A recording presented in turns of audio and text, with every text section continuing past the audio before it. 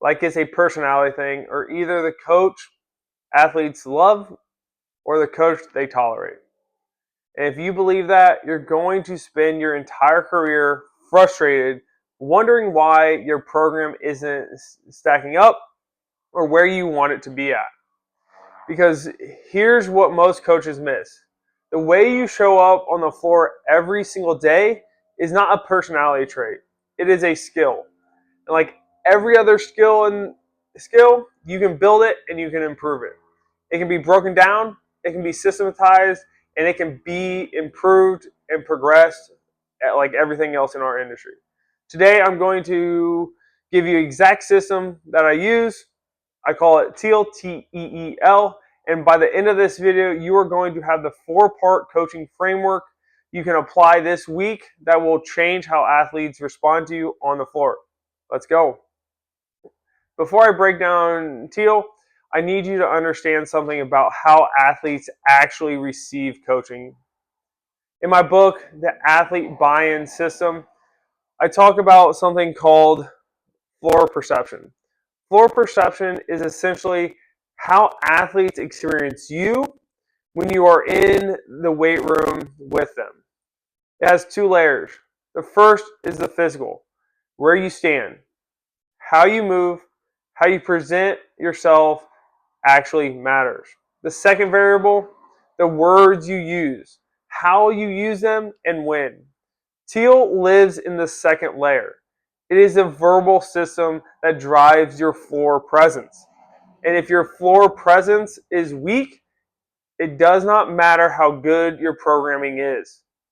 Athletes are not going to buy in to a spreadsheet, they're going to buy in to the coach and the person first. And coaches who do not have a system for how they show up verbally are leaving buy-in on the table every single session. Now, before I get into the 4 parts, I want to name something really quick. There are 2 types of coaches that show up in the weight room. I call them the professor and the charismatic or charisma coach. The professor is knowledge first. They know their stuff. They can tell you the science. They can break down every exercise. They can build a program that is excellent and high level. But when they walk on the floor, they're cold and disconnected. They're robotic. Athletes feel the gap between what that coach knows and how they actually connect to the athlete and coach.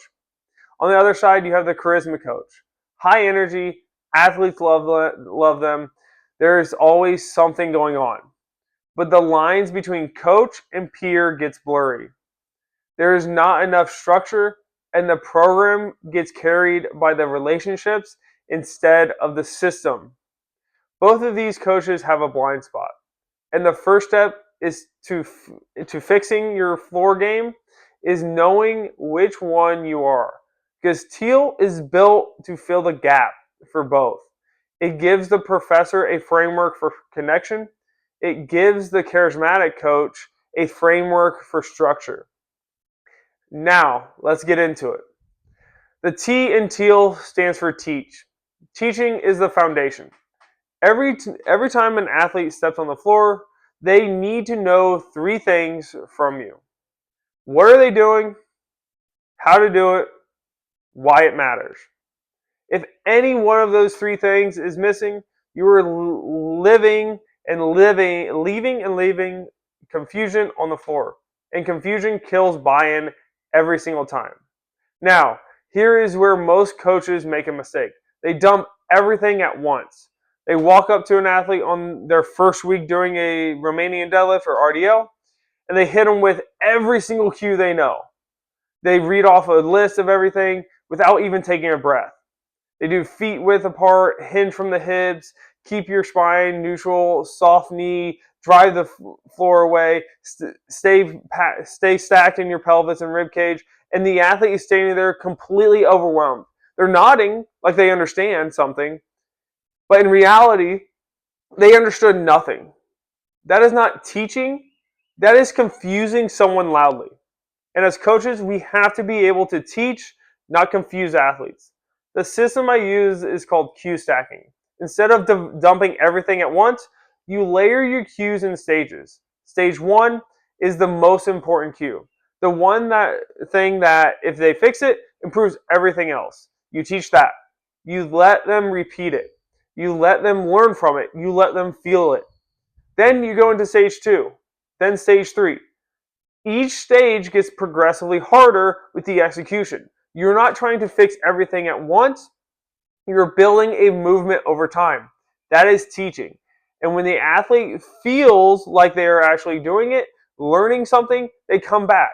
When they feel like they are having success and they're not surviving and they're gaining that ability to knowledge and execute, they have great success over time. The first E in TEEL stands for energy. I want to be clear. Energy is not about being loud. Energy is about being intentional. Every session has an energy level. In my system, I label each session high, moderate, or low, and I make sure what I bring matches that day. You cannot bring the same energy to a max out effort session or output day with a durability day or a mobility day. Your energy needs to match the environment you are trying to create. Now, inside of energy, there are 4 types of cues you can give on the floor. The first is universal. This is group energy. Let's go, guys. Let's get it done. It is broad, it applies to everyone, and it sets the temperature of the room. The second is unique. This is for a specific group or station. Rack 1 is locked in right now. That's how we want it. You are calling out a subsect of the group, which creates a little competition and awareness without signaling anyone out. The third is personal. This is for a specific individual. Garrett, keep grinding. You're almost there. You are using a name. You are matching that athletes. You are making the athletes feel seen in the room and that they're not invisible. The fourth is precise. This is the highest level. Great job staying loaded in your hip on that rep. You are giving specific positive feedback tied to a specific movement cue. When athletes get a precise cue, they know you are actually watching them. That builds trust faster than anything else you can do on the floor. The goal is to cycle through all 4 of these types throughout the session, and with being able to use different athletes to make them feel seen and heard. Universal cues are the whole time. Half of the room does not feel seen, half of the system of your energy. Make it intentional. The second E in TEEL stands for encourage. This one is different from energy. Energy is broad. Encouragement is one-on-one. And it always happens at the hesitation moment. The split second when an athlete pauses before a set, looks at the bar, looks unsure, or starts to mentally check out.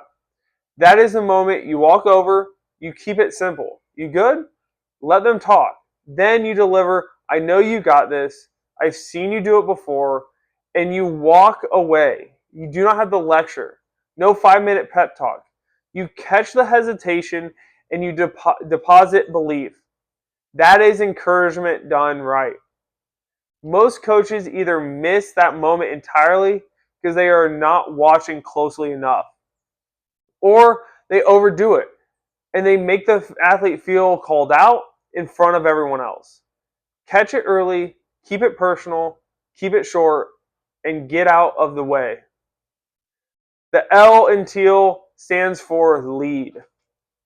This is the one that separates good floor coaches from coaches who actually build something lasting.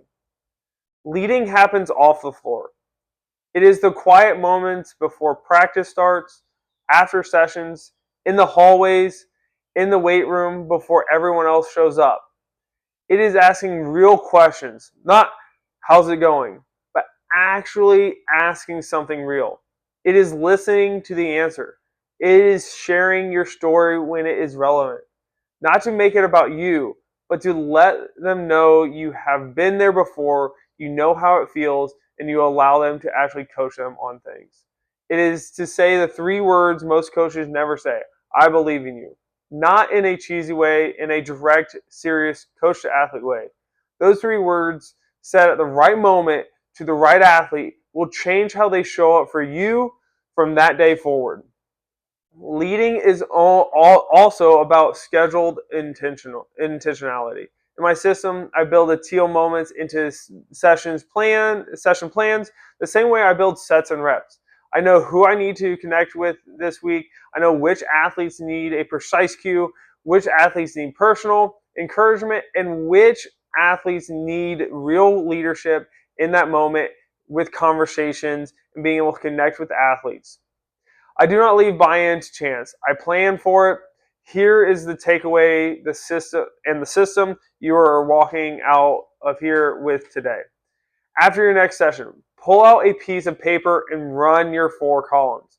Teach, energy, encourage, lead.